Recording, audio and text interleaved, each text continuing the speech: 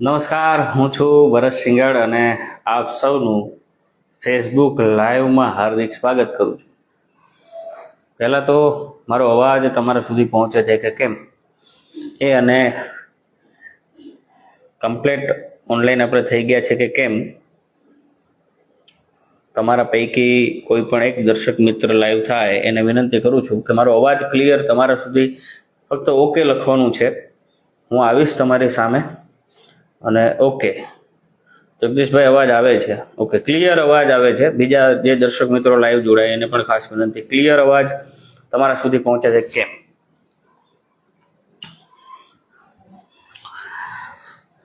Okay, નમસ્કાર, હું છું ભરત સિંગડ અને આપ સૌનું હાર્દિક સ્વાગત કરું છું.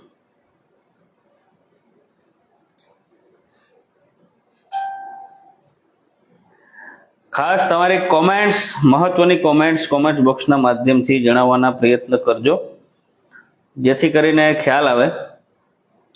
ઓકે, રમેશભાઈ મેર, મકવાણા સુનિલભાઈ, જગદીશભાઈ પરમાર, રમેશભાઈ, જય બલાડમાં, તમામ લોકોને જય માતાજી. અને ઘણા લાંબા સમય પછી તમારી સાથે રૂબરૂ થવાનો મોકો મળ્યો છે અને આપ સૌને વિનંતી કરું છું કે વિડીયો શેર કરજો. ઘણો બધો વિષય આજે રસપ્રદ બનવાનો છે. બધું ક્લિયર છે, સેટઅપ બધું ક્લિયર છે. આજે કોઈ ડિસ્ટર્બ નહીં થાય, ફોન પણ કોઈને નહીં આવી શકે કારણ કે ફ્લાઇટ મોડમાં મોબાઈલ નાખી દીધો છે. હું આશા રાખું છું કે આજનો વિષય આપ સૌ માટે ખૂબ જ અગત્યનું છે. એટલા માટે થઈને કે ઘણા લાંબા સમય પછી આપણે લાઈવ થવું કરીએ છીએ પણ સેટિંગ કરતો હતો એ પ્રકારનું સેટિંગ નહીં. આ સ્ટુડિયોમાં સેટઅપની વાત કરું છું. ઘણીવાર સેટિંગની વાત આવે તો ઘણા બધા અધિકારીઓ છે એ ભડકી ઉઠે છે કે આ મારા સેટિંગની વાત તો નથી કરતો ને. પણ આજે જે છે એ વાતો આપણે કરવાના છીએ. જય માતાજી જીતુભાઈ સોલંકી, નિલેશભાઈ વાજા, જય માતાજી, તમામને જય માતાજી. અને વિડીયોને શેર કરજો. આપણે વારંવાર ફેસબુક પેજ, ભરત સિંગડ ફેસબુક પેજ છે, આપણી આઈડી પણ છે, પણ એમાં એટલા બધા આપણે સક્રિય નથી. પણ આ જે ફેસબુક પેજ છે એમાં વારંવાર આપણે લાઈવ થઈએ છીએ. એટલે આઈડીમાં શું થાય કે ભાઈ 5000 થી વધારે લોકોની આપણે ફ્રેન્ડ રિક્વેસ્ટ સ્વીકારી શકતા નથી.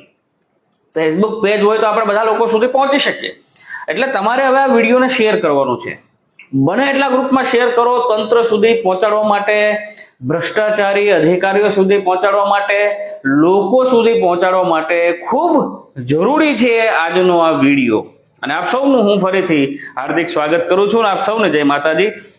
રાઠોડ, નિરૂપાબેન, ખૂબ ખૂબ આભાર. તમામ લોકોનો ખૂબ ખૂબ આભાર માનું છું. બસ એકદમ મજામાં છું, હેમખેમ તમારી સામે ઊભો છું.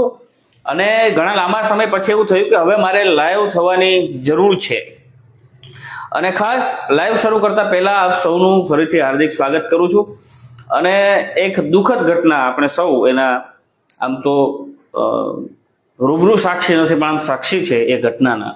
રાજકોટમાં જે ગેમ ઝોનની જે ઘટના બની છે એને અનુસંધાનને લઈને જ આજનો આ વિડીયો છે. એટલે આખું એને કનેક્ટિંગ આખું છે.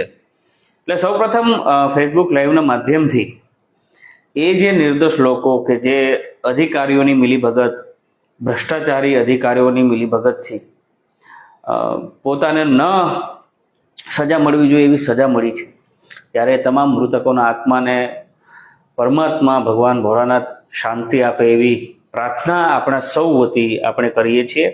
અને એમના પરિવારને જે આ દુઃખ આવી પડ્યું છે એ દુઃખ સામે લડવા માટેની શક્તિ પણ પરમાત્મા આપે, પ્રભુ આપે એવી પ્રાર્થના પણ આપણે કરીએ છીએ. ખૂબ દુઃખદ છે ઘટના. આમ તો એ વિડીયો ઉપર મારે લાઈવ થવાની મારી ઈચ્છા હતી, પણ એ વિષય ઉપર વધારે બોલી શકાય એવું મને નથી લાગતું. એક જવાબદાર વ્યક્તિ તરીકે જ્યારે અમુક રૂપિયા માટે આપણે આપણું જમીર વેચી દઈએ છીએ, જે ઈમાનદારી, જે વફાદારી, જે કાર્યનિષ્ઠા હોવી જોઈએ અધિકારીની, એનો અભાવ ક્યાંક ને ક્યાંક અધિકારીઓમાં, બધા મોટા ભાગના અધિકારીઓને, હું બધા અધિકારીઓની સાથે હું સરખામણી નથી કરતો, પણ આવું થાય છે. અને એનો ભોગ જે છે એ સામાન્ય માણસો બને છે. સાહેબ, અમે આજે 2 જણ મિત્ર બેઠા હતા અને વાતચીત કરતા હતા કે ભાઈ આપણને કદાચ એક સામાન્ય કોઈએ તાપ અડાડ્યો હોય, અને આ અત્યારે આપણે જોઈએ છે કે ભાઈ સૂર્ય દેવતા આપણા ઉપર કોપાયમાન છે, અને 48 ડિગ્રી સુધી, ક્યાંક 50-55 ડિગ્રી સુધીનું તાપમાન ભારતમાં નોંધાયેલું છે. તો આપણે દાજી જઈએ છીએ અને આપણને તકલીફ થાય છે, અને આપણે એના માટે થઈને અવનવા ઉપાયો પણ શોધીએ છીએ, અને કોઈ આપણને દજાડ્યા હોય તો આપણે એની સાથે મારપીટ પણ કરીએ છીએ, કારણ કે એ ગુસ્સો આવી જાય, સ્વાભાવિક છે. પણ તમે વિચારો કે એક સાથે 100 કરતા વધારે લોકો ગેમ ઝોનમાં હોય. સરકારી આંકડા મુજબ 48 મૃત્યુ આંક 48 સુધી પહોંચ્યો છે, પણ કદાચ હજુ પણ વધવાની શક્યતાઓ છે. વિચાર કરો કે જીવતા સળગાવી નાખવામાં આવે તો સળગનારની પીડા કેવી હોઈ શકે. આપણે ફીલ કરવાની જરૂર છે, આપણે અનુભવવાની જરૂર છે. અને પરિવારના સભ્યો નજરની સામે સળગતા હોય, પોતાના હાથ બંધાયેલા હોય, પોતે બચાવી ના શકતા હોય, એવી પરિસ્થિતિમાં એ જે પીડા છે, એ પીડા અગાઉ પણ આપણે જોઈ છે. મોરબી ઝુલતા પુલમાં એ પીડા જોઈ છે. એ પીડા આપણે તક્ષશિલા ટ્યુશન ક્લાસીસ સુરતની ઘટનામાં પણ આપણે જોયું છે. એ પહેલા આપણે જે હરણી વડોદરામાં જે બોટ ઘટના હતી, નિર્દોષ બાળકોનું જીવ ગયો, એ ઘટના પણ જોઈ છે. એવી ઘણી બધી ઘટનાઓ જોઈ છે. 5 દિવસ સુધી આપણને એવું લાગે, આપણની લાગણી, આપણને દુઃખ થાય. આપણે સોશિયલ મીડિયાના માધ્યમથી એ લોકોને, એના આત્માને શાંતિ મળે એવો પણ આપણે વાતો કરીએ છીએ, પણ પછી આપણે ભૂલી જઈએ છીએ. અને ભૂલી જઈએ છીએ એટલે પછી ફરીથી આવા ભ્રષ્ટ અધિકારીઓ પોતાના સ્વાર્થ માટે થઈને ફરીથી ક્યાંક ને ક્યાંક નવું ગતકડું કરીને આવી ઘટનાઓને વારંવાર અંજામ આપે છે, અને એ આપણી નજરની સામે છે. એટલે શરૂઆતમાં આ તમામ મૃતકોના આત્માને શાંતિ મળે એ માટે થઈને આપણે બધા જ પ્રાર્થના કરીએ, અને આવી ઘટના ફરીથી ગુજરાત અને ભારતમાં ક્યાંય ન બને, માનવતાવાદની દ્રષ્ટિએ જોવા જઈએ તો એવી પણ આપણે પ્રભુને, ભોળાનાથને, ભગવાન શિવને પ્રાર્થના કરીએ છીએ, મા કુળદેવીને પ્રાર્થના કરીએ છીએ. વાત એ નથી, વાત ઈમાનદારીની છે. ભ્રષ્ટાચાર નીચેથી લઈને ઉપર સુધી છે. હું પણ એક ગ્રામ પંચાયતમાં સભ્ય તરીકે હાલ ચૂંટાઈને આવેલો છું, ચાલુ પંચાયતમાં છું, મારા ઘરેથી સરપંચ પણ છે. ત્યારે મારા નાના એવા સ્વાર્થ માટે હું જે મારા અધિકાર છે એનો દુરુપયોગ કરીને ક્યારેક અમુક 2 પૈસા માટે થઈને મારું ઈમાન વેચી નાખું, તો એનો ભોગ છે એ નિર્દોષ લોકો બનતા હોય છે. આપણે બધા જ નીચેથી લઈને ઉપર સુધી આપણને લોકશાહીના દેશમાં અધિકાર છે કે આપણે આપણો પ્રતિનિધિને ચૂંટીને મોકલીએ. એ પ્રતિનિધિ ચૂંટાઈને જાય એટલે પોતાના હિત માટે, પોતાના સ્વાર્થ માટે, પોતાના અંગત લાભ માટે અધિકારીઓ અને ચૂંટાયેલા પદાધિકારીઓની વચ્ચે સાંઠગાંઠ હોય, અને ક્યાંક ન આપવાની એનઓસી, ક્યાંક ન આપવાની મંજૂરીઓ આપી દેતા હોય. આવી ઘટનાઓના કારણે આ ઘટનાને અંજામ મળ્યો છે એવું માનું છું. એટલે ખૂબ દુઃખદ ઘટના, ખૂબ. આ ઘટના ઇતિહાસમાં અને આવનારા ભવિષ્યમાં ક્યારેય કોઈ ભૂલી શકે એવી સ્થિતિ નથી. ખૂબ ખૂબ દુઃખદ ઘટના બની છે, અને આની પાછળ પદાધિકારીઓ, અધિકારીઓ બધા જવાબદાર છે. આજે પણ એ વાત સત્ય છે કે 4 વ્હીલ આવડતી નથી ને આપણી પાસે લાયસન્સ હોય. આવી ઘટના છે. આ નાની નાની ઘટનાઓ છે ભાઈ. નાની નાની ઘટનાઓ આવી મોટી ઘટનાને અંજામ આપે છે ત્યારે આપણને ખબર પડે છે કે આ તો આપણાથી ભૂલ થઈ છે.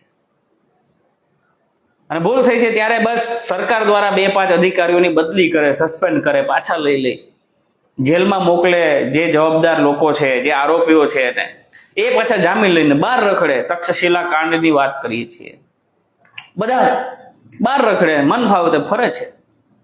સાહેબ, આપણા જીવની કિંમત માત્ર 4 લાખ રૂપિયા આંકવામાં આવે છે.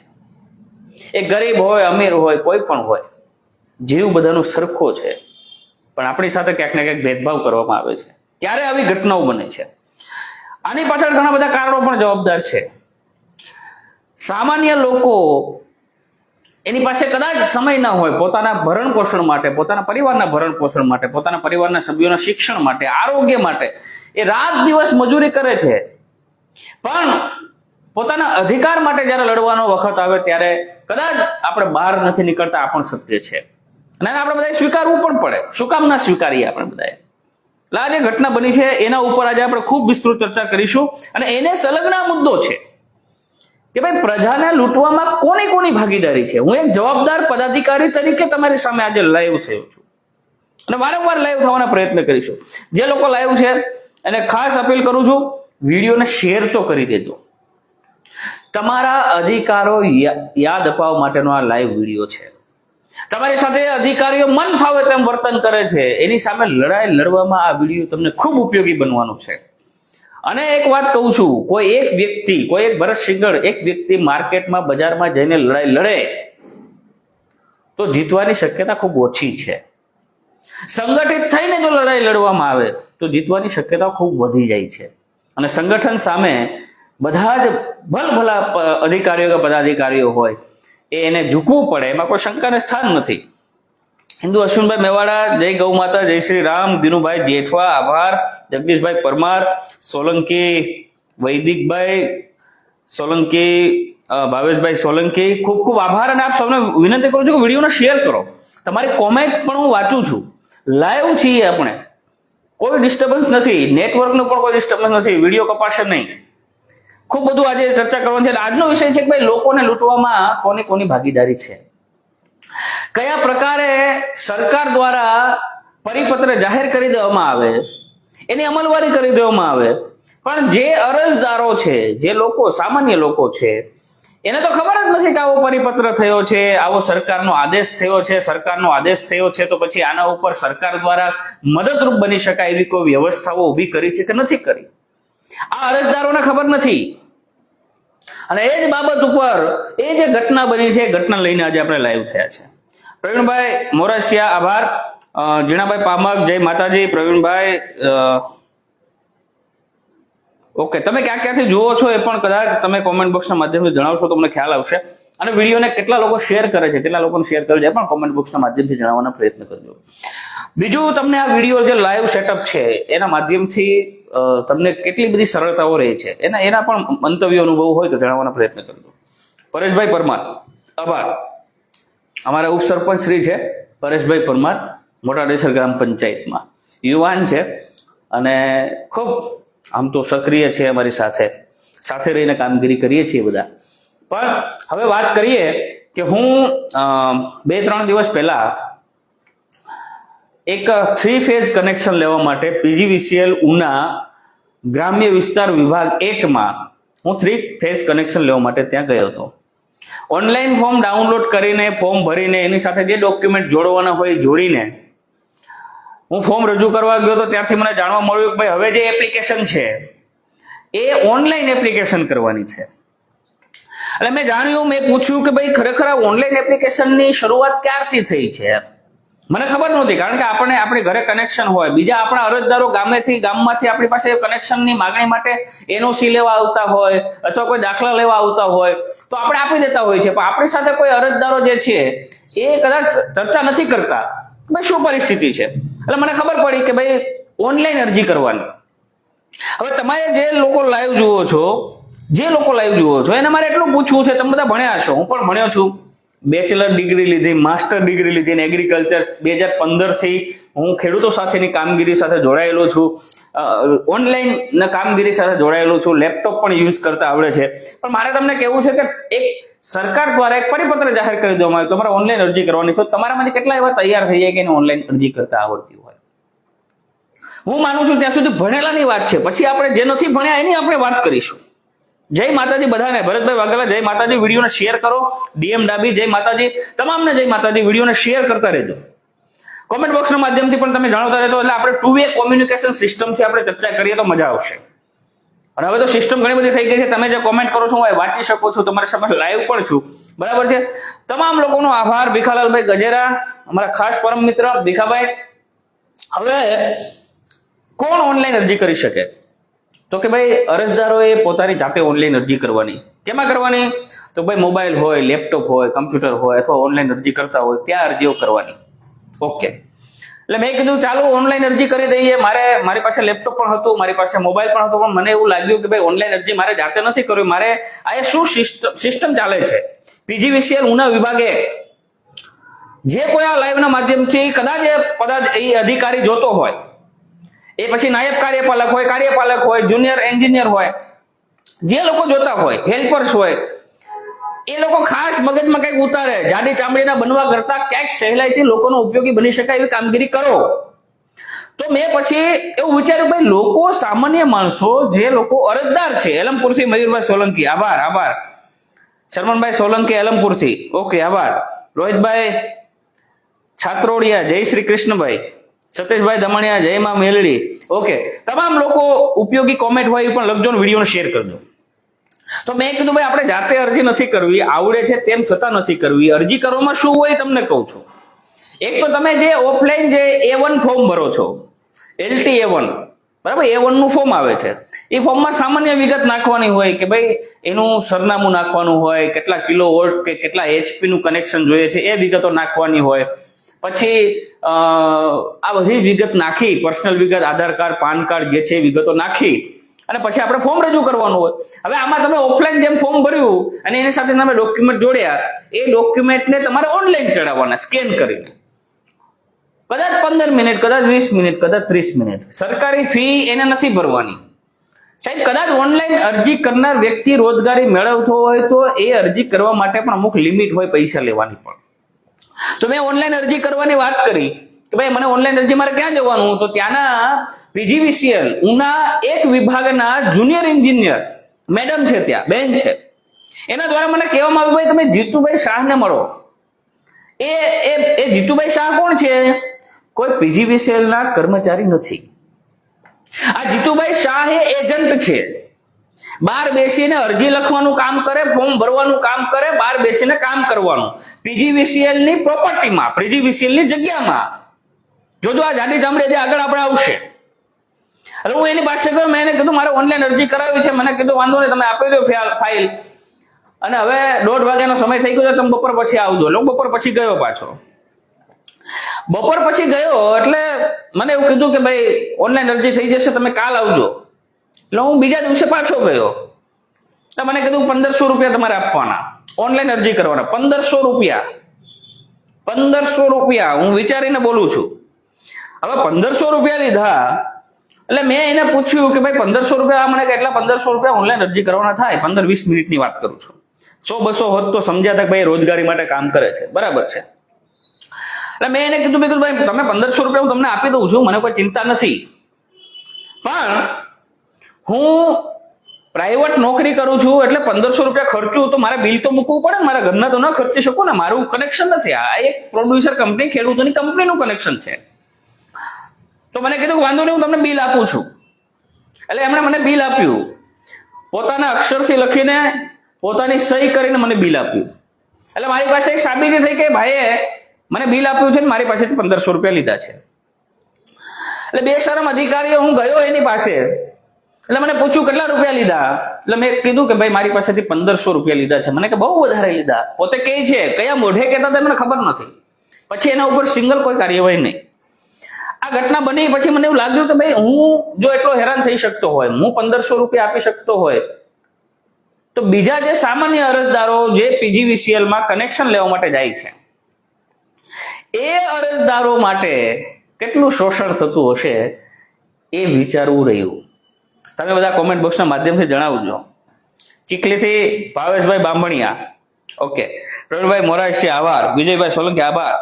દિનેશભાઈ બારૈયા આભાર. તમામ લોકોનો આભાર માનું છું. ચારણિયા દિલીપભાઈ આભાર. તમામ લોકોનો આભાર માનું છું. કોમેન્ટ કરતા રહેજો, વિડીયોને શેર કરતા રહેજો. એટલે પછી મેં ત્યાં જઈને જુનિયર એન્જિનિયર મેડમ સાહેબાને કીધું કે બેન તમે આ 1500 રૂપિયા મારી પાસે લીધું છે, તમે કોઈ કાર્યવાહી નહીં કરવા માંગતા? મને કઈ મારા વિભાગમાં ન આવે, એ સિટી વિભાગમાં આવે, PGVCL સિટી વિભાગ. આ તો તમારું ગ્રામ્ય વિભાગ એક છે, ગ્રામ્ય વિભાગ બે પણ અલગ છે. એટલે PGVCL સિટી વિભાગમાં આવે. એટલે મેં કીધું કે સારું. એટલે પછી મને એવું થયું કે ભાઈ શું સિસ્ટમ છે એને સમજવાનો પ્રયત્ન કરીએ. એટલે બધું જાણ્યું એટલે મને ખબર પડી કે ભાઈ ઓગસ્ટ 2023 હું પહેલા તમને એ બિલનો ફોટો બતાવી દઉં છું. તમને કદાચ દેખાતું હોય તો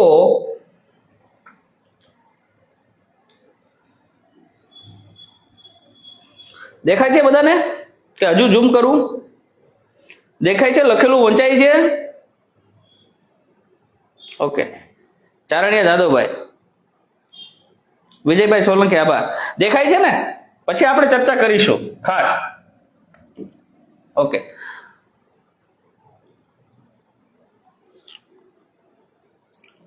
હવે જુઓ, મહેતા એન્ડ સન્સ, અહીંયા એને પેઢીનું નામ લખ્યું છે, મહેતા એન્ડ સન્સ, બરાબર છે. પછી બાજુમાં વીજ મીટર પણ, ડિજિટલ વીજ મીટર છે આ, બાજુમાં વીજ મીટરનો ફોટો પણ છાપ્યો છે, બરાબર. ડિજિટલ મીટર છે. સ્માર્ટ મીટર માટે તો જે વાત કરીશું આપણે, જોજો આ બધા કેટલા આ જાડી ચામડીના લોકો છે, આપણને ખબર પડશે. હવે એના અક્ષર છે, એ અક્ષર સાબિત થઈ જાય. મેં મારા અક્ષર નથી લખ્યું. ઉના કૃષિ producer company limited, Elampor road, Una. એટલે એ ઉના કૃષિ પ્રોડ્યુસર કંપનીમાં હું એઝ એ સીઈઓ તરીકે મારી જવાબદારી છે ને એના અનુસંધાને હું ત્યાં કનેક્શન લેવા માટે ગયો હતો.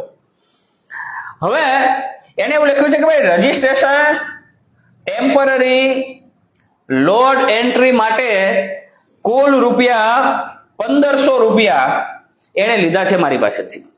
કેટલા રૂપિયા? 1500 રૂપિયા. જી ભીખાભાઈ,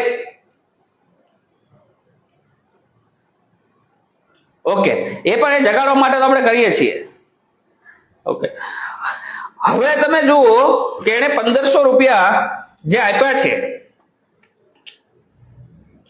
એની અંદર આ બાજુ તમે જુઓ તો એની સિગ્નેચર છે, સહી છે. એમાં લખ્યું છે ભાઈ ધવનીતભાઈ મહેતા, એને સહી કરી છે.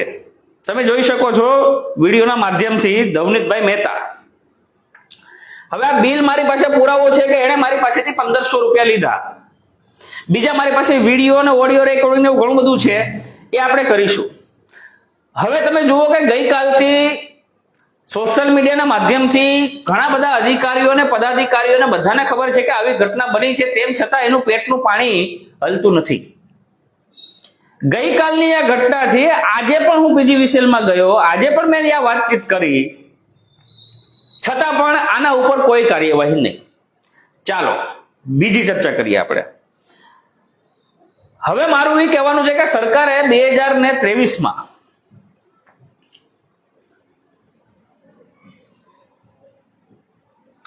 સરકારે 2023 ઓગસ્ટ મહિનામાં એક પરિપત્ર જાહેર કર્યો કે ભાઈ હવે અરજદારો વીજ કનેક્શન લેવા માટે આવે તો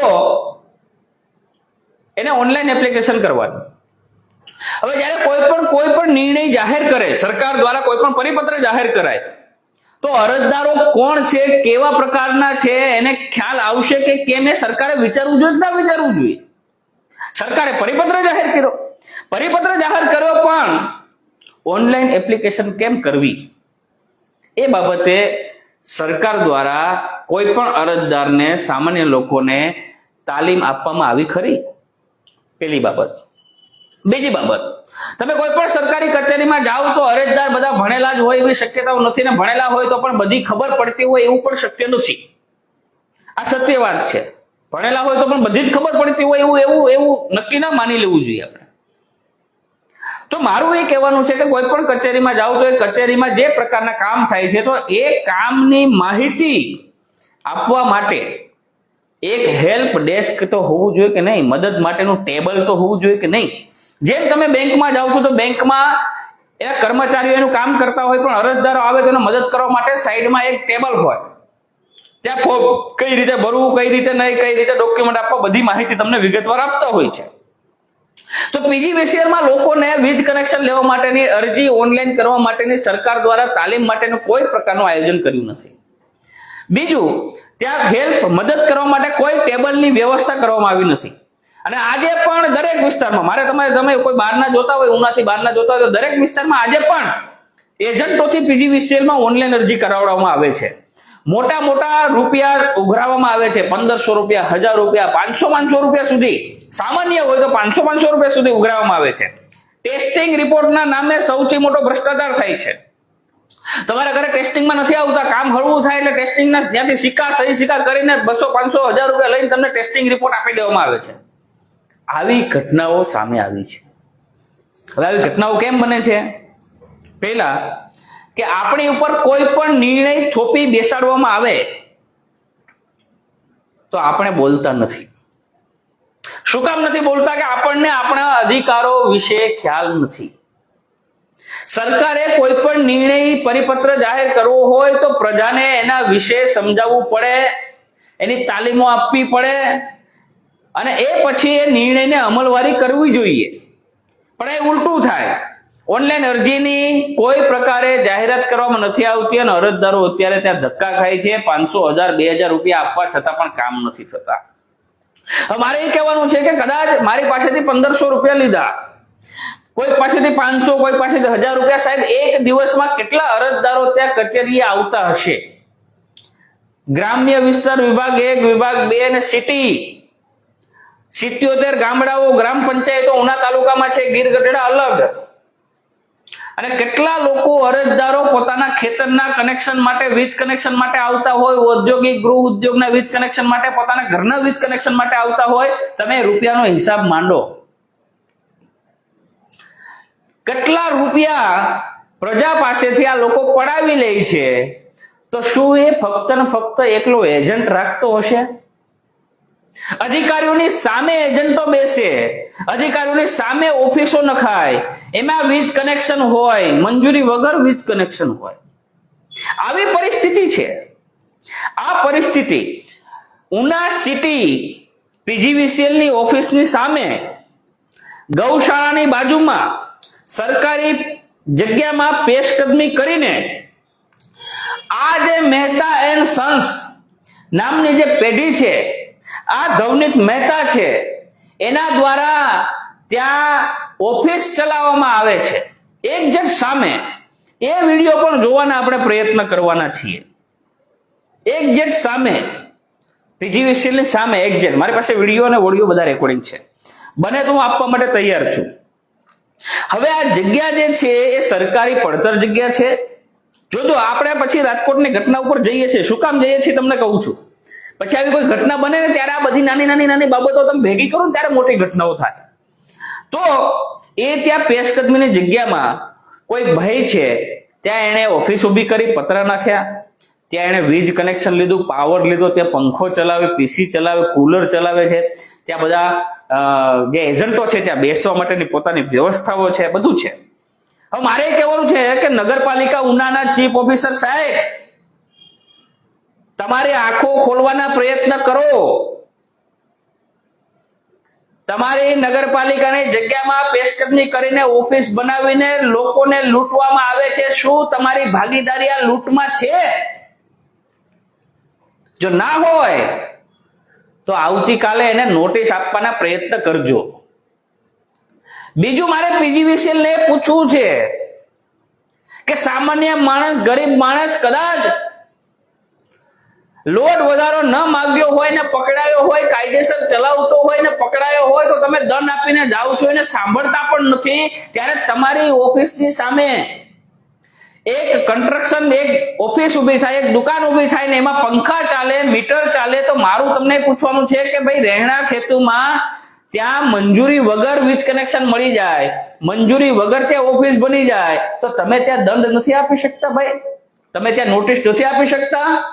શું તમારી PGVCL ના અધિકારી, કાર્યપાલક ઇજનેર, નાયબ કાર્યપાલક ઇજનેર, જુનિયર એન્જિનિયર, તમારા બધાની ભાગીદારી છે?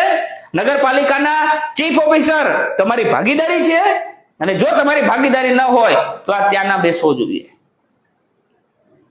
અને જો તમારી ભાગીદારી હશે તો માનું છું કે આવનારા દિવસોમાં એ ઓફિસ ચાલુ રહેશે. એના માટે લીગલી લડાઈ લડીશું. જે લડવાનું છે એ બધું લડીશું. એમાં કોઈ ચિંતા કરવાની જરૂર નથી. કોઈ બોલતું નથી. ગરીબ લોકો, ડરેલા લોકો ત્યાં જાય છે, જે માગે આપી દે છે, મારું કામ થાય છે. 500, 1000 ની કોઈ વેલ્યુ કરતા નથી. અને આ લોકો 1000, 2,000, 5,000 રૂપિયા કરી મોટો ભ્રષ્ટાચાર કરે અને બધા એક થાળીના ચટ્ટા બટ્ટા બધા ભેગા થઈને ભાગ પાડતા હોય એવું મને લાગે છે. તમે વિચારો જ ખરા, તમે એકવાર ખાલી તમે વાયર નાખીને ચલાવજો તો ખરા ખબર પડે. આપણને એવું લાગે છે કે PGVCL આમ કેમ બોલવું. અને પાછા અમુક અધિકારીઓ પાછા આપણે સવાલો કરીએ એટલે રેડું નાખે ને ચેકિંગ નાખે ને ઢીકણું પૂછડું બધું કરે. ત્યારે મારે પૂછવું છે કે આ બે જવાબદાર અધિકારીઓને તંત્ર દ્વારા આના ઉપર કોઈ કાર્યવાહી કરશે કે નહીં કરે? આવી રીતે રહેણાંક હેતુમાં બિન ખેતી ન કર્યા હોય તો પણ ઔદ્યોગિક હેતુથી વીજ કનેક્શન આપી દેવામાં આવે. પંચાયતની એનઓસી ન હોવા છતાં પણ વીજ કનેક્શન આપી દેવામાં આવે. પંચાયતની મંજૂરી ન હોય તો પણ મંજૂરીઓ આપી દેવામાં આવે. એ ઇરિગેશન ડિપાર્ટમેન્ટ, પીજીવીસીએલ ડિપાર્ટમેન્ટ, બધા ડિપાર્ટમેન્ટો. અને કાલ સવારે કોઈ ઘટના બને તો ભોગ સામાન્ય ગરીબ માણસો બને છે.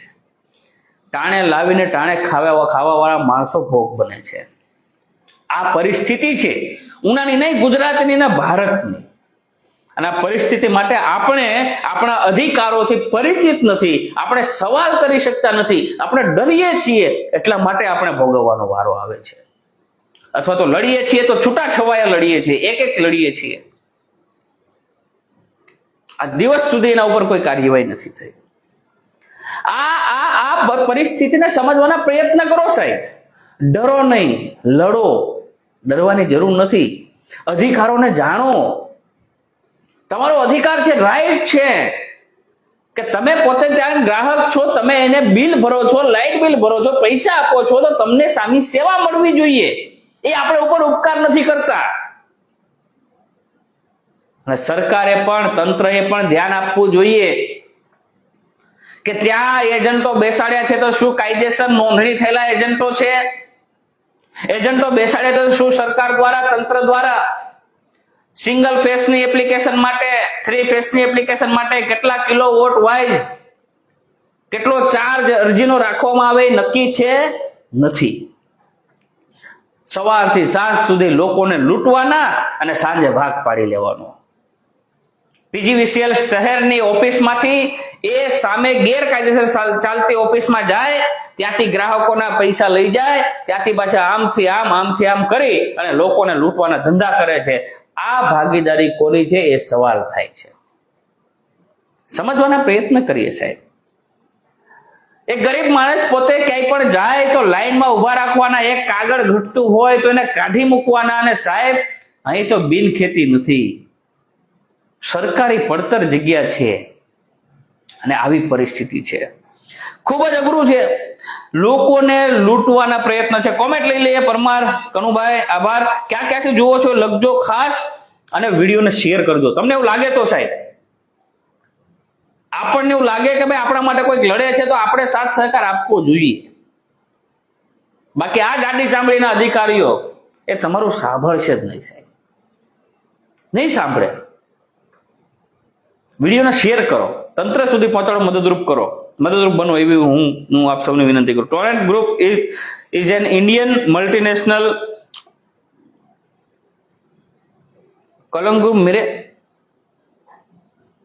conglomerate based in Ahmedabad. It was founded by Uttambai Nathalal Mehta and now run by his sons Sudhir and Samir Mehta. The core business of the group are gas. Okay. Torrent, હા સાહેબ, ઉદ્યોગપતિઓની સરકાર છે, ઉદ્યોગપતિઓનું તંત્ર છે. સરકારની જવાબદારી છે કે બેલેન્સ જળવાય છે. અમીર અને ગરીબ વચ્ચેનું જે સંતુલન છે એ જાળવી રાખવાની જવાબદારી સરકારની છે. પરંતુ પૈસાવાળા મોજ કરે, ગમે તેને પ્રભાવિત કરી શકે પૈસાથી. ગરીબ લોકો માટે કોણ લડશે? આ સૌથી મોટો સવાલ છે. અને સવાલ અજયભાઈ સોલંકી આભાર, અશોકભાઈ ભાલિયા આભાર, જય વીરનાથ મહાદેવ આભાર, પરમાર કનુભાઈ, તમામ લોકોનો આભાર માનું છું. તમામ લોકોને વિનંતી કરજો કે આ વિડીયો શેર કરજો. કોમેન્ટના માધ્યમથી તમે તમારી વ્યથા જણાવી શકો. તમે શું ભોગ બન્યા છો? બેફામ ઉઘરાણી સિસ્ટમ બની છે. ભ્રષ્ટાચાર, વ્હાઇટ ભ્રષ્ટાચાર સિસ્ટમ ખુલ્લેઆમ. અધિકારીઓને ખબર છે, પદાધિકારીઓને ખબર છે, બધાને ખબર છે. લૂંટ અને લૂંટ. લોકોને લૂંટવાના અને ભ્રષ્ટાચાર કરવાનો, અને જે કાંઈ પણ થાય તો પાછા લોકોને જ ભોગ બનાવવાના. જે રાજકોટની ઘટના બની, નિર્દોષ લોકોનો ભોગ લેવાયો, એ ઘટના પાછળ પણ અધિકારીઓ અને પદાધિકારીઓ જવાબદાર છે. એ મોરબીની ઘટનામાં પણ અધિકારીઓ અને પદાધિકારીઓ જવાબદાર છે. કાર્યવાહી કોના ઉપર થાય? 2-5 બગડ બિલ્લાઓને પકડીને જેલમાં નાખે, 2-3 મહિના, 5-6 મહિના છોડી દેવામાં આવે, જામીન આપી દેવામાં આવે. પણ જે પદાધિકારી જે ચૂંટાયેલ પ્રતિનિધિએ દબાણ કર્યું છે, એનઓસી આપવા માટે લાગવેગ કરી છે, એવા લોકો ઉપર ક્યારેય એફઆઈઆર દાખલ નથી કરતા લોકો. એની કોઈ જવાબદારી ખરી કે નહીં? મારા ગામમાં બે જવાબદાર બનીને હું કોઈને પણ એનઓસી આપી દઉં, કોઈને પણ મંજૂરી આપી દઉં અને કાલ સવારે ઘટના બને તો જવાબદાર હું છું. આવું ક્યારેય ચલાવી ના લેવું જોઈએ. રમણીકભાઈ ગોસ્વામી, મહાદેવ હર બીજી કોઈ વાતમાં રસ નથી, તમે લાઈવ થયા ને મળ્યા એમ જ સરસ. જય મહાદેવ. મહાદેવ ટોરન્ટ ગ્રુપ में અમદાવાદ સ્થિત ઈશુભાઈ મજેટિયા, બસ હું સમજી ગયો તો હું ગુજરાતી સમજી ગયો તો. મોકરિયા રોહિતભાઈ, ઈશુ મજેઠિયા હું સમજી ગયો તો, ઠીક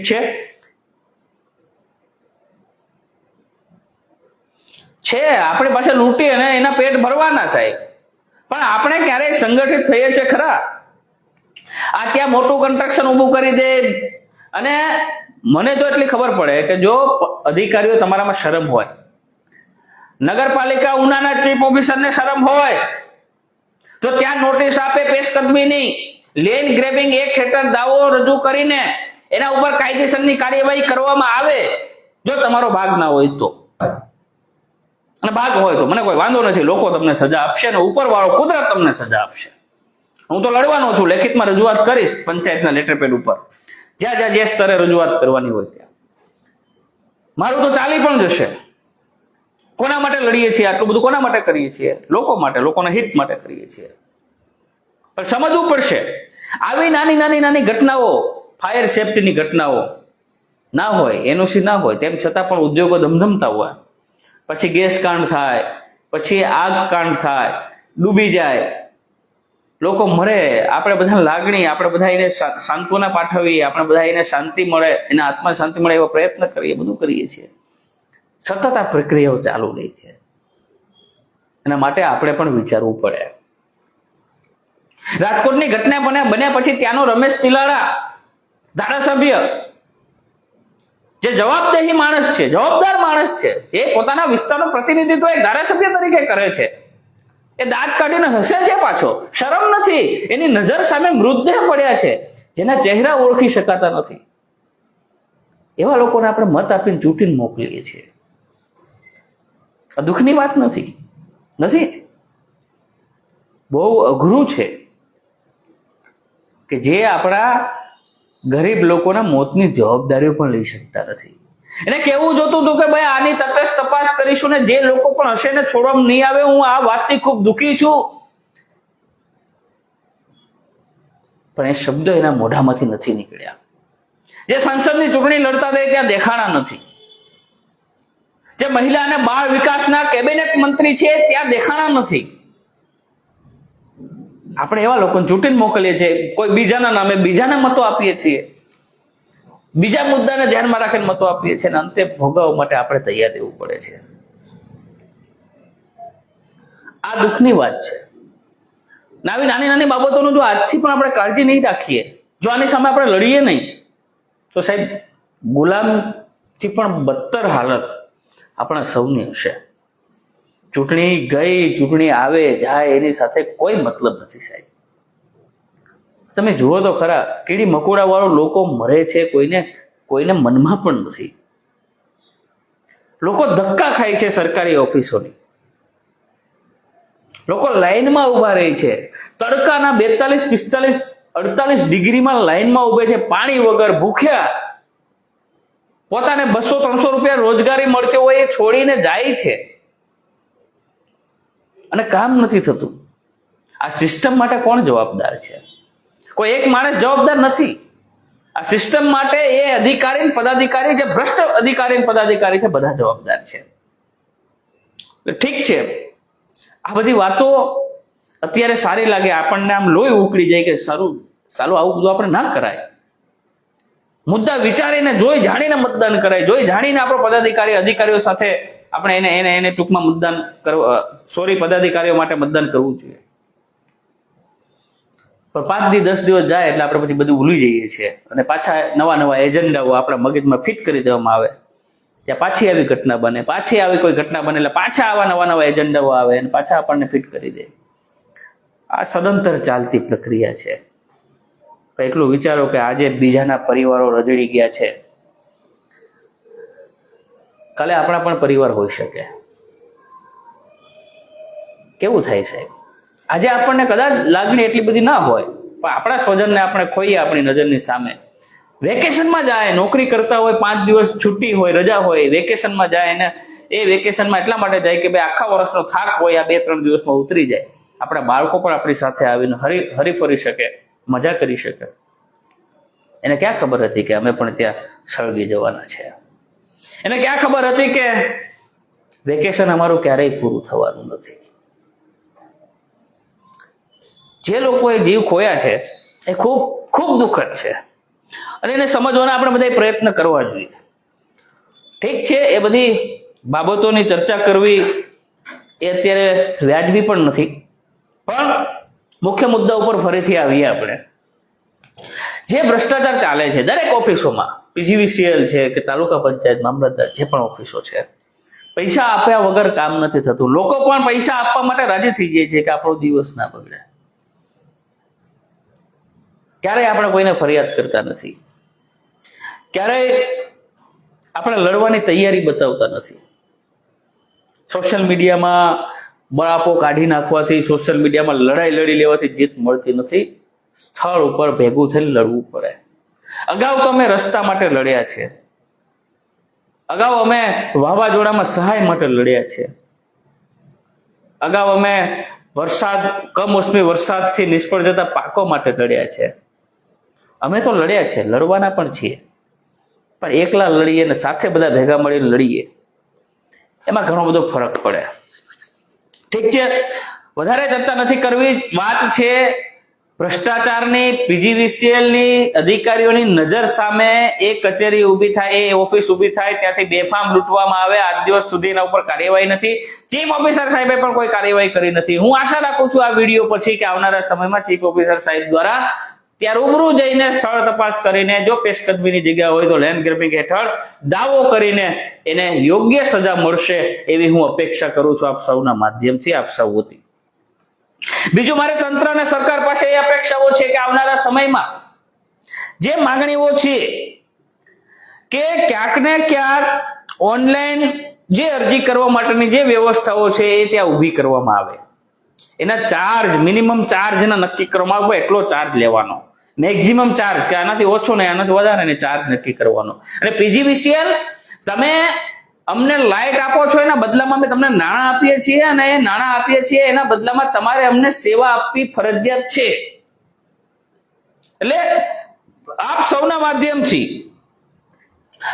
સૌના માધ્યમથી તંત્રને વિનંતી કરું છું, પીજીવીસીએલ ને, અને ખાસ કરીને ઉર્જા મંત્રી સુધી જો આ વિડીયો પહોંચે, ઉર્જા મંત્રી સાહેબને મારે વિનંતી કરવી છે કે તમે પરિપત્ર કરી દીધો, પણ તમારે પીજીવીસીએલ ની ઓફિસમાં પ્રજાને, અરજદારોને હેરાનગતિ ન થાય માટે થઈને ઓનલાઈન અરજી માટે થઈને વ્યવસ્થાઓ તમારે ત્યાં ઓફિસમાં કરવી જોઈએ.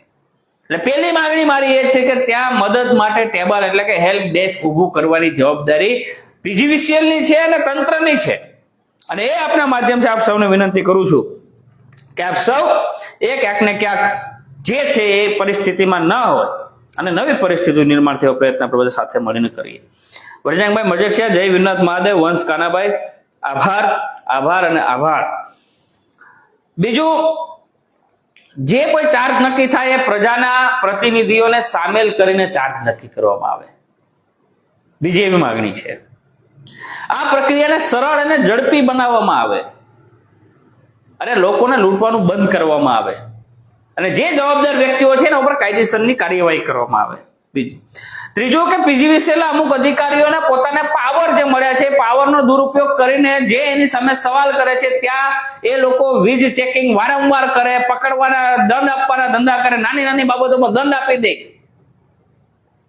આવા અધિકારીઓને દર 3 વર્ષે એકવાર બદલી થવી જોઈએ.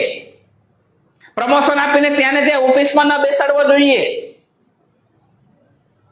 એટલે આપ સૌના વતી માગણી પણ કરીએ છીએ કે જે 3 વર્ષથી વધારે જે આ પીજીવીસીએલ વિભાગ 1 અને પીજીવીસીએલ વિભાગ 2 અને પીજીવીસીએલ સિટી ની ઓફિસમાં છેલ્લા 3 વર્ષથી જે નોકરીઓ કરે છે, જે જેની દાઢ આયા ગળી ગઈ છે, બેફામ પૈસા ઉઘરાવે છે, 500 રૂપિયા, 1000 રૂપિયા, 2000 રૂપિયા. એવા અધિકારીઓને સજા આપવામાં આવે, એના ઉપર પણ એસીબી ની ટ્રેપ નખાવવામાં આવે અને એને પણ અહીંથી બદલી કરવામાં આવે એવી પણ આપ સૌ પાસેથી અપેક્ષાઓ રાખીએ છીએ. જો તમારામાં હૃદય હોય તો, લાગણી હોય તોની વાત છે. બાકી તમે જાડી ચામડીના છે તો અમને ખબર જ છે, જાડી ચામડી કઈ રીતે અમે આછી કરી શકીએ ને અમને આવડે છે. જ્યાં રજૂઆત કરવી શકે ત્યાં અમે ફોલોઅપ લેશું, રજૂઆત કરીશું. બીજું તમને પીજીવીસીએલ નું કારનામું કહી દઉં. સાહેબ, એક માણસ ગામડાના એક અરજદારે પોતાના ઘરે વીજ કનેક્શન લેવા માટે અરજી કરી ત્યારે ઓફલાઈન અરજી હતી. ઓફલાઈન અરજી કર્યા પછી ત્યાં થાંભલા ઉભા થઈ જાય, ત્યાં મીટર અપાઈ જાય, અરજદાર પાવર વાપરવાની શરૂઆત કરે, પણ એ અરજી તો ના મંજૂર થઈ હોય. એટલે આ પીજીવીસીએલ ના જાડી ચામડીના કર્મચારીઓ ત્યાં ચેકિંગ લઈને, વીજ ચેકિંગ લઈને જાય છે, એને દંડ કરે છે. ન ભરી શકાય એટલો દંડ કરે છે આ લોકો, કારણ કે એને વિશેષ અધિકાર આપ્યા છે એટલે દંડ કરે છે. સાહેબ, આમાં જવાબદારી કોની? તમે કનેક્શન આપ્યું, તમે મીટર આપ્યું, તમે થાંભલા ઉભા કર્યા, તમે પાવર આપ્યો, અને તમે પછી એમ કહો છો કે ભાઈ તમારી અરજી નામંજૂર થઈ છે. ઠીક છે, આ બધું તમે કંઈક વિચારો સાહેબ. તમને કેટલી હદે લૂંટવામાં આવે છે, સામાન્ય રીતે કેટલી હદે લૂંટાય છે એટલું વિચારો. બસ મારે એટલું કેવું છે. આ લોકો સામે લડો, આ જાડી ચામડી લોકો સામે લડો. હું તમારી સાથે છું. આવનારા સમયમાં પણ આવી જ રીતે લડાઈ લડતા રહેશું, એમાં કોઈ શંકાને સ્થાન નથી. અરજીઓ કોઈ ગ્રામ પંચાયત રજૂઆત કરે તો 6-6 મહિને અરજીઓ ઉપર કોઈ પણ પ્રકારની કાર્યવાહી ન થાય.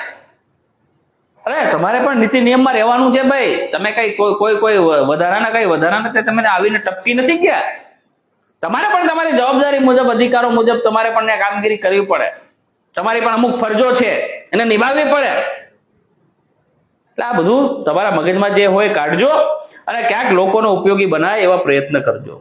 આ બધી સિસ્ટમ છે અને સિસ્ટમને સમજવાના પ્રયત્ન કરીએ છીએ, વારંવાર લાઈવ થઈએ છીએ, લોકોને જાગૃત કરવાના કામ કરીએ છીએ, લોકોને પોતાના અધિકારો યાદ અપાવવાના કામ કરીએ છીએ. જો તમને આ વિડીયો ગમતા હોય તો અને તો જ માત્ર આ વિડીયોને લાઈક અને શેર કરજો, જેથી કરીને આપણે તમામ લોકો સુધી આ વિડીયોને પહોંચાડી શકીએ. આવનારા સમયમાં શું રણનીતિ હોઈ શકે એની ચર્ચા કરી લઈએ.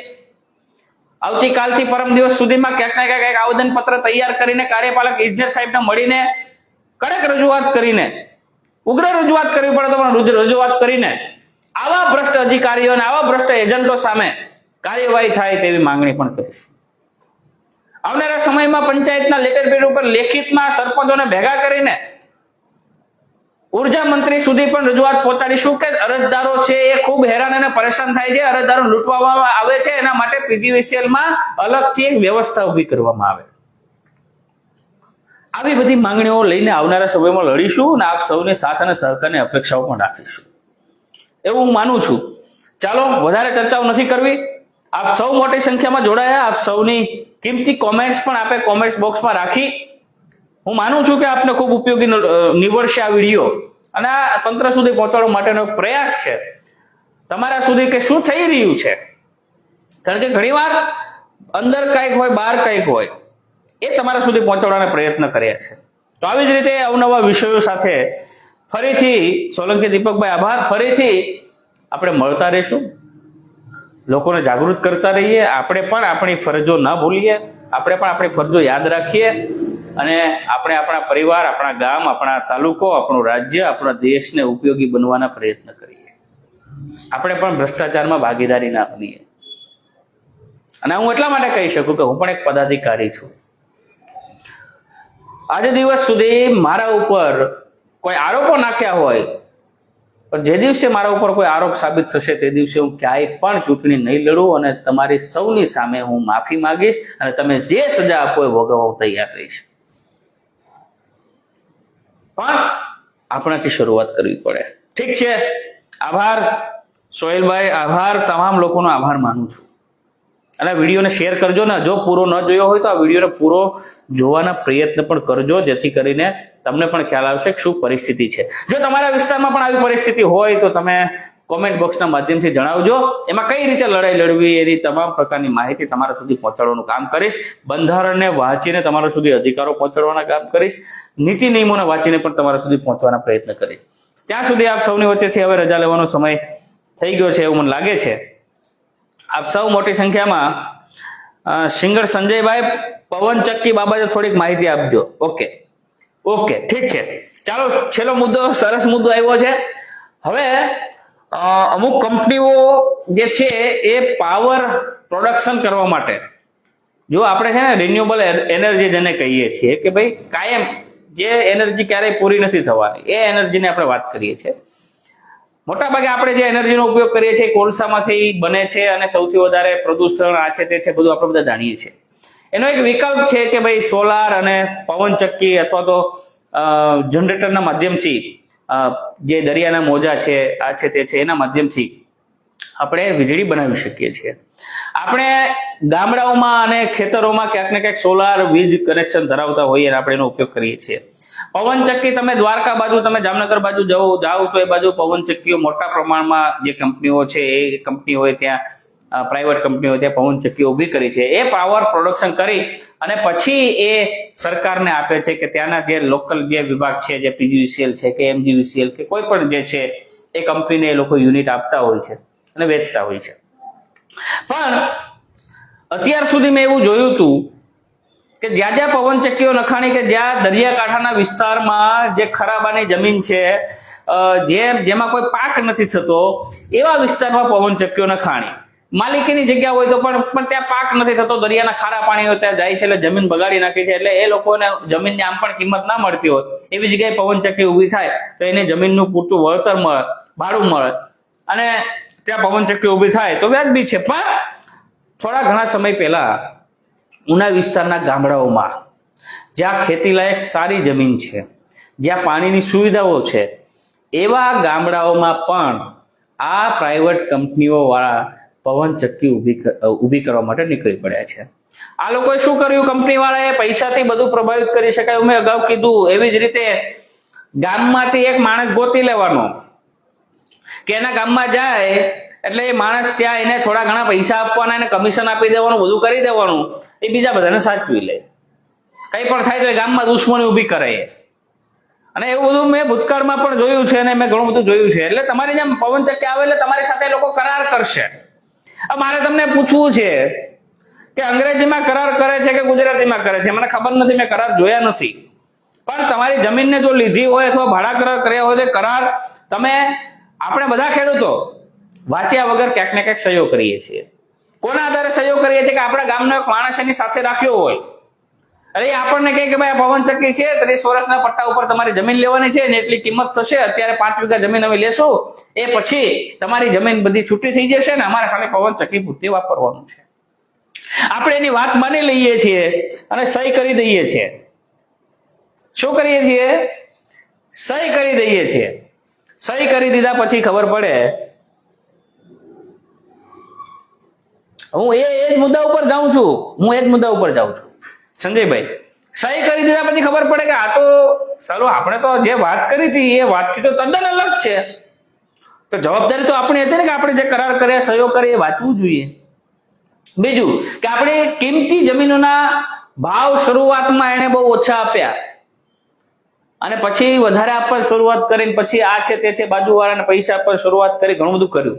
પણ મારું એ કહેવાનું છે કે વીજ પવન ચક્કી ઊભી કરવા વાળા આવે તો એની અમુક વિસ્તારમાં એની ઓફિસો હોય, જેમ કે વેભામાં લગભગ એની ઓફિસ છે, પ્રાઇવેટ જે કોન્ટ્રાક્ટર હોય એની વાત કરું છું. તો ત્યાં પણ આ પીજીવીસીએલ ઉના દ્વારા પંચાયતની એનઓસી વગર મંજૂરી આપી દેવામાં આવી. તમે વિચારો તો ખરા, પંચાયતની મંજૂરી વગર ગૌતરની જમીનમાંથી માટી કાઢવા માટેની મંજૂરી આપી દેવામાં આવે, પંચાયતની મંજૂરી વગર રોડ રસ્તા ઉપયોગ કરવા માટે મંજૂરી આપી દેવામાં આવે, અને બેફામ રીતે આ પ્રાઇવેટ કંપનીઓના માલિકો પવન ચક્કીઓ નાખે છે. નીતિ નિયમ વિરુદ્ધ જઈને અહીંયા 2-3 નેતાઓને હાચવી લે, તાલુકામાં જઈને, કોઈ પણ તાલુકામાં જઈને એને હાચવી લેવાના. પછી ગરીબ માણસોને જે થવું એ થાય, લાલચ આપે, પૈસા લાલચ આપે, તમારી જમીનમાં કઈ થતું નથી, આમ કરો તેમ કરો એમ કરીને પવન ચક્કી નાખી જાય. પણ પવન ચક્કી નાખવા દેવી કે ના નાખવા દેવી એ સ્વતંત્ર ગ્રામ પંચાયતનો અધિકાર છે. પવન ચક્કી નાખે એને અમે વાંધો નથી. જો ગ્રામ પંચાયતની અનુમતિ હોય, ના વાંધાપત્ર હોય, જો ખેડૂતોની અનુમતિ હોય, ઈચ્છા હોય તો પવન ચક્કી નાખી શકે. મારી ઈચ્છા નથી તો પવન ચક્કી ના નાખી શકાય. લોકોને ઉપયોગી ના બનતા હોય તો પવન ચક્કી ના નખાવી જોઈએ એવું માનું છું. થોડા ઘણી લાલચ માટે થઈને આપણે ઘણું બધું નુકસાન ભોગવવાનો વારો આવશે એવું માનું છું.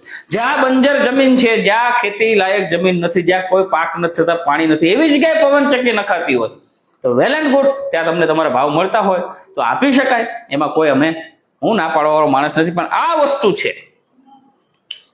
છે સંજયભાઈ. રામભાઈ ખુમાર, આભાર. ખાસ સોશિયલ મીડિયામાં ખૂબ એક્ટિવ એવા રામભાઈ ખુમાર નાના નાના વિડીયોથી ખૂબ મોટી માહિતીઓ આપી જાય. અને આમ તો ઘણા સમય પહેલા અમે મળ્યા હતા. મેં જે સંસ્થામાં નોકરી કરી એ સંસ્થામાં એને નોકરી કરી છે અગાઉ. અત્યારે હાલ અમદાવાદ છે. પણ એમને પણ નિહાળવા જવા, એમને પણ સાંભળવા જવા ને એમની પણ માહિતીઓ સમજવા જેવી. ગ્રામ પંચાયતો લઈને, લોકોના અધિકારોને લઈને વિડીયો, ખૂબ શોર્ટ વિડીયો બનાવે છે અને ખૂબ સમજવા જેવી વિડીયો છે. એટલે કદાચ એવું લાગે તો ફોલો કરી લેજો, જેથી તમને ખ્યાલ આવશે. ડાબી મનસુખભાઈ, આભાર. તુષારભાઈ ચૌહાણ, જય શ્રી રામ. સોલંકી ભાવેશભાઈ, આભાર. જયશુભાઈ રાઠોડ, આભાર. તો આ પવન ચક્કીનો પણ એક કૌભાંડ છે. લોકોને લૂંટવા માટે, લોકોને લાલચ આપી અને ક્યાંક ને ક્યાંક આવી રીતે હેરાન પરેશાન કરાય છે. ગ્રામ પંચાયતની મંજૂરી વગર ઇરિગેશન ડિપાર્ટમેન્ટ માટી કાઢવા માટેની પરમિશન આપી દે છે. આપણને એમ થાય કે માટી કાઢે શું વાંધો છે. ખરેખર સુજલામ સુફલામ યોજનાથી ગ્રામ પંચાયતોમાં માટી કાઢી તો ગ્રામના જ ખેડૂતોની જમીન લેવલ કરવા, પૂરવા માટે થઈને માટી આપી શકાય. વેચાતી માટી ના આપી શકાય એવું નિયમ છે. તેમ છતાં પણ ખુલ્લેઆમ ઉના તાલુકામાંથી ખનિજ ચોરી થાય છે, ખુલ્લેઆમ માટી વેચાય છે. આવી મોટી મોટી કંપનીઓ 2, 5, 50 રૂપિયા, 500 રૂપિયાનો ભ્રષ્ટાચાર કરીને અધિકારીઓ, પદાધિકારીઓને હાચવીને આ બધું કામ કરે છે. આનું નુકસાન શું થાય? ક્લાઇમેટ ચેન્જ આપણે બધા સાંભળ્યું હશે. બેફામ ખનિજ ચોરી, દરિયાના પાણી આગળ વધે, ખારા પાણી આગળ વધે, જમીન દિવસે દિવસે બંજર થાય, ના છૂટકે આપણે જમીન કાઢવી પડે, વેચવી પડે. આપણે અધિકાર જાણતા નથી.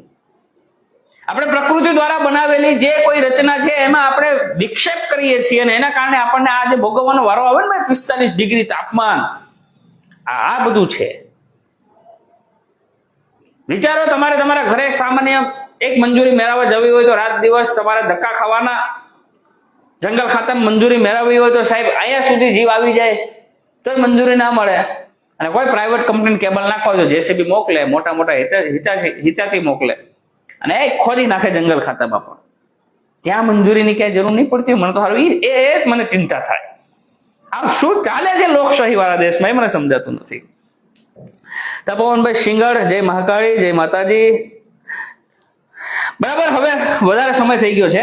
આપ સૌએ ખૂબ શાંતિથી મને સાંભળ્યો છે એ બદલ આપ સૌનો આભાર માનું છું. ફરીથી નવા વિષય સાથે, નવી વાતો સાથે લોકોને જાગૃત કરવા માટે આપણે આગળ વધીશું. ત્યાં સુધી આપ સૌની વચ્ચેથી રજા લઉં છું. જય હિન્દ, ધન્યવાદ.